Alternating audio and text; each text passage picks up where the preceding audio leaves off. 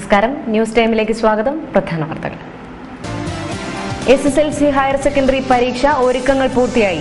4,51,818 വിദ്യാർത്ഥികൾ 10ാം തരം എഴുതും.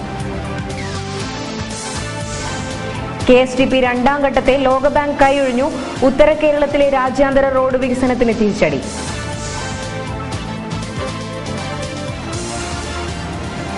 കേരള വനം വന്യജീവി വകുപ്പിന്റെ ആഭിമുഖ്യത്തിൽ അഗ്നി പ്രതിരോധ ബോധവൽക്കരണ ജാഥയ്ക്ക് വിവിധ കേന്ദ്രങ്ങളിൽ സ്വീകരണം. വാർത്തകൾ വിശദമായി.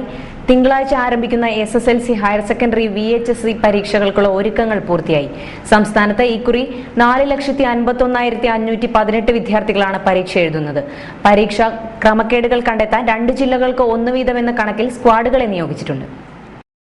SLC പരീക്ഷ 1:30 ഹയർ സെക്കൻഡറി പരീക്ഷ രാവിലെ 10 തുടങ്ങുക.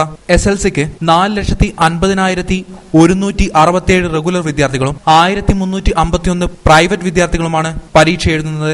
പ്ലസ് 1ന് 3,83,768 പേരും പ്ലസ് 2വിന് 3,61,117 പേരുമാണ് പരീക്ഷ എഴുതുന്നത്. VHSCക്ക് 25,000-ഓളം പേരാണ് പരീക്ഷയ്ക്ക് ഇരിക്കുന്നത്.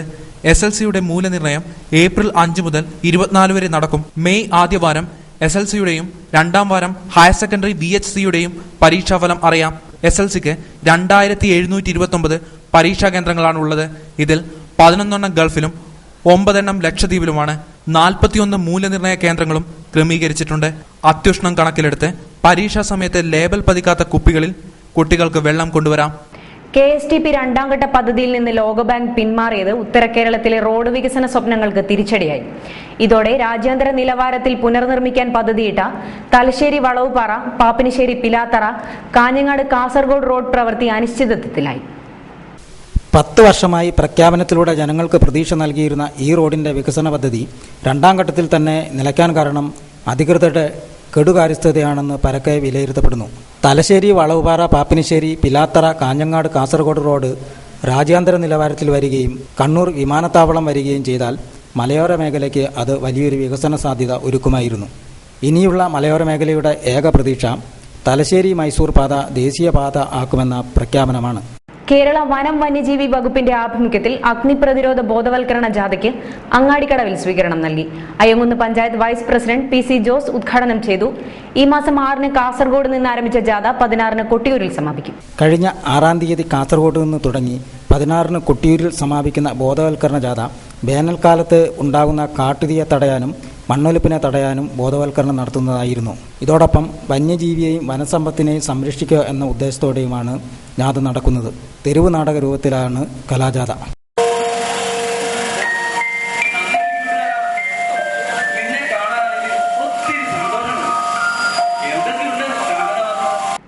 ബ്ലാത്തൂർ ഗാന്ധിവിലാസം ALP സ്കൂൾ വാർഷികാഘോഷം നടന്നു. Malabar Devaswom board chairman K Gopalakrishnan ഉദ്ഘാടനം ചെയ്തു. P രാമചന്ദ്രൻ അധ്യക്ഷത വഹിച്ചു. VC Ramachandran, P Muraleedharan, KV Shailaja, N Damodaran, KP Raghavan, K Ramani എന്നിവർ സംസാരിച്ചു. തുടർന്ന് വിദ്യാർത്ഥികളുടെ വിവിധ കലാപരിപാടികളും അരങ്ങേറി. AIDWA ഉളിക്കൽ വില്ലേജ് സമ്മേളനം പരീക്കളം ശാരദവിലാസം AUP സ്കൂളിൽ നടന്നു. CPIM Iritty area secretary K Sreedharan ഉദ്ഘാടനം ചെയ്തു. ജലജ അനിൽകുമാർ അധ്യക്ഷത വഹിച്ചു. കോമള ലക്ഷ്മണൻ, റോസമ്മ, KP നാരായണൻ, ജയചന്ദ്രൻ തുടങ്ങിയവർ സംസാരിച്ചു. ഇരിട്ടി നിഖിൽ ഹോസ്പിറ്റലിൽ വെച്ച് സൗജന്യ ആസ്മ പരിശോധന ക്യാമ്പ് നടന്നു. കുട്ടികൾക്കും മുതിർന്നവർക്കുമായി നടന്ന ആസ്മ രോഗനിർണയ ക്യാമ്പിലും ബോധവൽക്കരണ ക്ലാസ്സിലുമായി 100-ലേറെ പേർ പങ്കെടുത്തു. ഡോക്ടർ സൈനുദ്ദീൻ, ഡോക്ടർ അന്നമ്മ എന്നിവർ നേതൃത്വം നൽകി. കൗതുക വാർത്ത.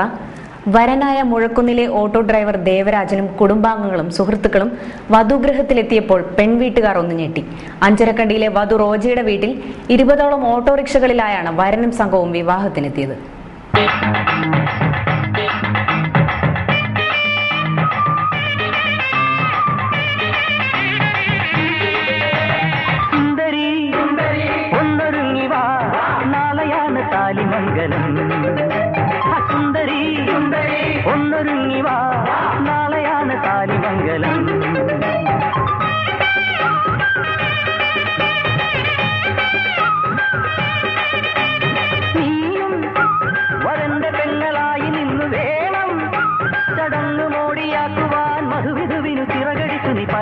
ഓട്ടോയിൽ ചെക്കനും സംഘവും എത്തിയപ്പോൾ വധു റോജയും വീട്ടുകാരും ഒന്ന് ഞെട്ടി. ഓട്ടോ സിനിമയിൽ ലാലും ചങ്ങാതിമാരും പെൺവീട്ടിലേക്ക് ഓട്ടോയിലെത്തിയപ്പോൾ മതിമറന്ന് ചിരിച്ച റോജ ഒരിക്കലും വിചാരിച്ചു കാണില്ല എന്നെ കെട്ടാൻ വരുന്ന ചെക്കനും ഓട്ടോയിലെത്തുമെന്ന്. മുഴക്കുന്നിലെ 20 ഓട്ടോ തൊഴിലാളികൾ ചേർന്നാണ് ഓട്ടോ തൊഴിലാളി കൂടിയായ ദേവരാജന്റെ കല്യാണത്തിന് പുറപ്പെട്ടത്. മക്കളുടെ കല്യാണം നടത്താൻ ധാരാളം പണം ചിലവഴിക്കുന്ന അച്ഛനമ്മമാർക്കുള്ള ഒരു പാഠമാണ് ദേവരാജന്റെയും റോജയുടെയും വിവാഹം. മാത്രമല്ല മുഴക്കുന്നിലെ ഓട്ടോ തൊഴിലാളികളുടെ കൂട്ടായ്മ കൂടിയായി ഈ കല്യാണം.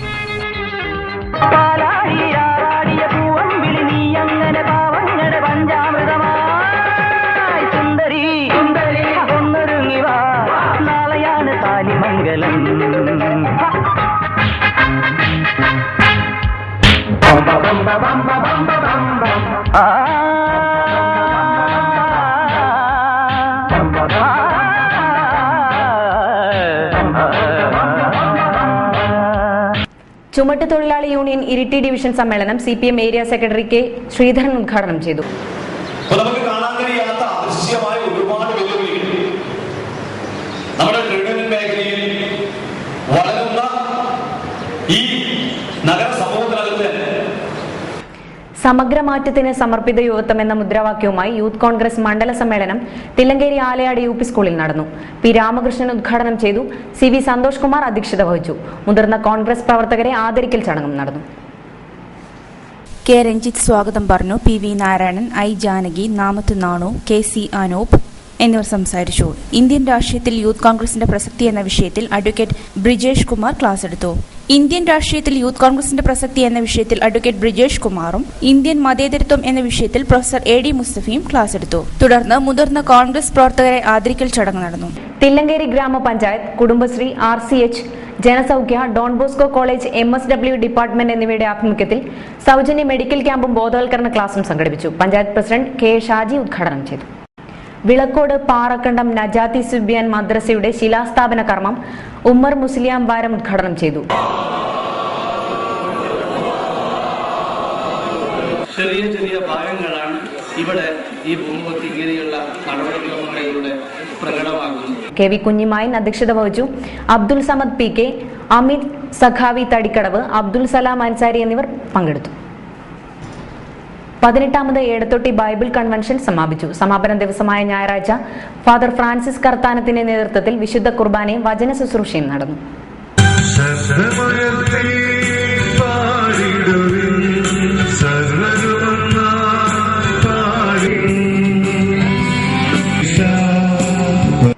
പ്രധാന വാർത്തകൾ ഒരിക്കൽ കൂടി. SSLC ഹയർ സെക്കൻഡറി പരീക്ഷ ഒരുക്കങ്ങൾ പൂർത്തിയായി. 4,51,818 വിദ്യാർത്ഥികൾ 10ാം തരം എഴുതി.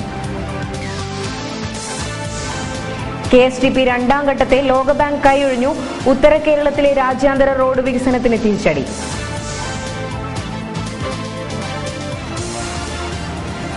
കേരള വനം വന്യജീവി വകുപ്പിന്റെ ആഭിമുഖ്യത്തിൽ അഗ്നി പ്രതിരോധ ബോധവൽക്കരണ ജാഥയ്ക്ക് വിവിധ കേന്ദ്രങ്ങളിൽ സ്വീകരണം. വാർത്തകൾ കഴിഞ്ഞു. ഇനി എഡിറ്റോറിയൽ വോയ്സ്. നമസ്കാരം.